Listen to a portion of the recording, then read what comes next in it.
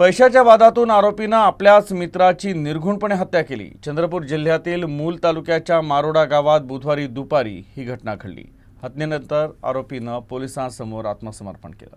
चंद्रपूर जिल्ह्यातल्या मूल तालुक्यातील मारोडा गावात अमित निकेसर याचं अमित चिकन सेंटर नावानं दुकान आहे। यासोबतच त्याचा वाळू व्यवसाय देखील आहे। या व्यवसायातील आर्थिक व्यवहारांची देखरेख त्याचा मित्र शंतनू येरणे करायचा। बुधवारी शंतनू हिशोब देण्याकरता चिकन सेंटरवर गेला असता दोघांमध्ये पैशांवरून वाद झाला। वाद चिघळल्यानं त्याचं रूपांतर हाणामारीत झालं। या झटापटीत अमित निकेसर यानं दुकानातील धारदार सत्तूरनं शंतनूच्या पोटावर आणि छातीवर वार केले। या हल्ल्यात शंतनू जागीच कोसळला आणि त्याचा घटनास्थळीच मृत्यू झाला।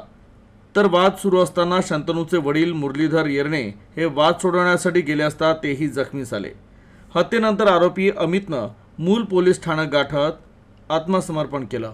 तर या घटनेनं संपूर्ण परिसरात खळबळ उडाली आहे। अमित नावाच्या मुलाला सुरी होती। सुरीनं आला आणि रप्पा माझ्या मुलाला खूप चालत तर मी सोडवायचा प्रयत्न केला तर मला पण सुरी लागली। त्या लंबी सुरी असल्यामुळे कोणी आले नाही तिथं। सुरी त्याच्याकडे असल्यामुळे नाही का खाली होता।